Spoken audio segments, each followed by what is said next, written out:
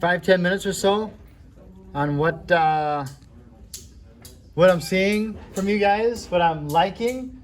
Love all of the personalization and everything that you're doing on that front. Okay, but we are architects. We are not interior designers. Okay, and so if you want to have a bedroom, that's great. It does not need a bed. You can think, wow, it'd be nice to hang that flat screen plasma TV. Okay, so include an electrical outlet, not just the TV. Okay, so if I could have you guys put your computers at half mast here. Okay. Computers at half mast. I'd like your eyes on the screens here. I'm gonna zoom into this room right here. I've got off to the back here. I've got a door leading out to the back, and you guys have probably got the same kind of room in your homes, but you never even think about it. If I hover over here, you can see this is my washer and dryer. Exciting, right? It's very teeny small, but right here, if I hover over this, I have got my power plant panel. My guess is that you guys want your homes to have electricity. At least maybe ask your client. Okay, if your client says no, tell them they're wrong, and you do want electricity in your home. Let's step outside the wall right here. I've got this funny looking circle and square. Oh, that's my air conditioner.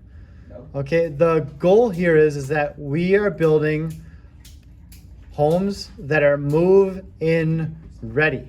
Okay, so it looks like a home. So it's got a floor and a roof. Okay, a lot of you guys have got something like this started. Okay. If I'm going to add in a floor, I'm going to go architecture, floor, and I'm just going to select the exterior walls here. Click OK. There, I've got a floor. If I go into my 3D view, should be able to zoom in, and I can see that there is a floor. I can actually select it, and there is my floor. Awesome. Man, I'm crushing this.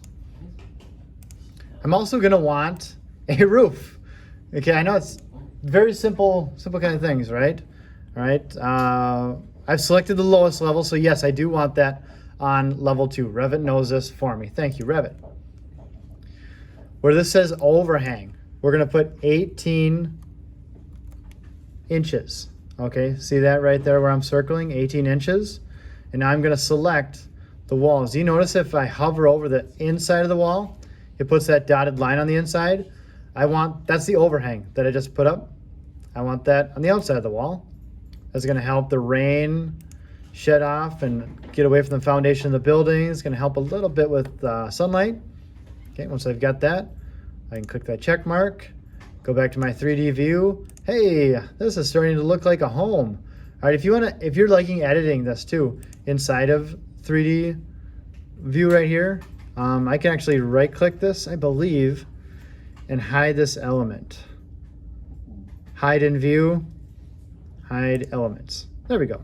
I didn't delete it, I just hid it.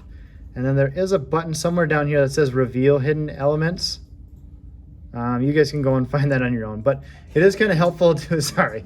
All right, I'm trying to make this quick because I'm also videotaping here. I want you guys to also be checking your 3D view, because check this out, my wall heights are all wrong now, so I'm gonna have to go back and edit that.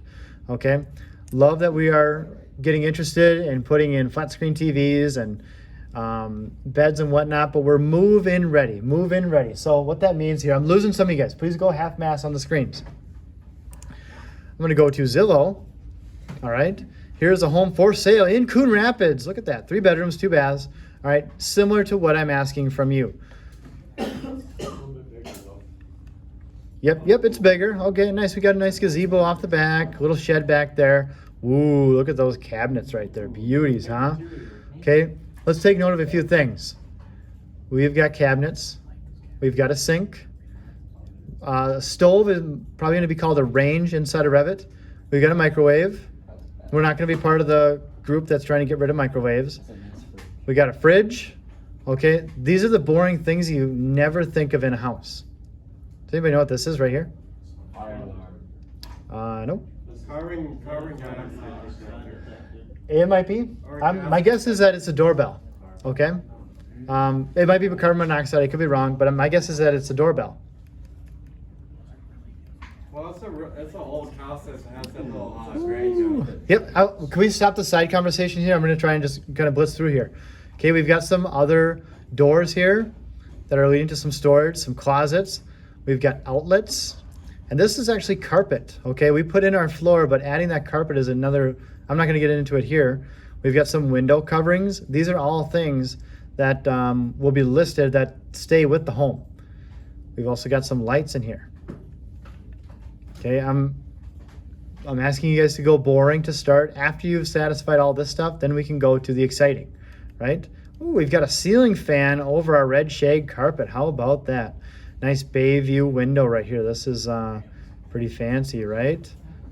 We've got two different style floors right here. Let's see, what else do we got? We're not dealing with any stairs. You guys are just one level. There's a couple other things I wanted to make mention Why here. is the carpet all different colors? Has some cute wainscoting. Hey, this is our community right here. Okay, and in the bathroom, we've got some things. We've got a mirror. We've got a vanity. We got a throne, tub. This, I really appreciate this. This is obviously an older home, right? This is a hanging TV, and so box TV, tube TV, all right, back in the old days. But see how it is mounted to the wall? Anything that is basically mounted to the wall, like these nice mirrors right here, is going to stay there. Okay, we're not going to get into electrical switches yet, okay? But the boring things is what I'm asking you to look for, okay? This one is, that's what I was thinking of. I want you guys to include a sink drain in your utility room, okay? And so, kind of flashing back to my Revit here. Strongly encourage you guys to have some sort of a utility room that you can store all that stuff. You'll need somewhere to do your laundry. You need somewhere for that furnace to live, okay? So make room for that. Make room for that. Challenging, right? Okay, I thought we were having fun with this. Now you're asking me to add all this boring stuff. We go back into classroom. This Habitat for Humanity checklist item. If I click on that, it brings me to this link right here. There is a treasure trove of information if you scroll down onto here. Okay, there are plenty of video links that are going to help you how to change your wall types. Okay, so that they're all fitting. Dimension them, show you where to actually look to find those square footage rather than calculating on your own in your head or on your phone on your lap. Adjusting elevations, painting the walls. That's what probably missed, right? We got some cool different style walls here. Maybe ask what your client wants. What would they like to look at all day? Pink shag rug? Yeah, I like that. Okay. It'll tell you how to do that in this Habitat for Humanity checklist items here. Okay. So have that up.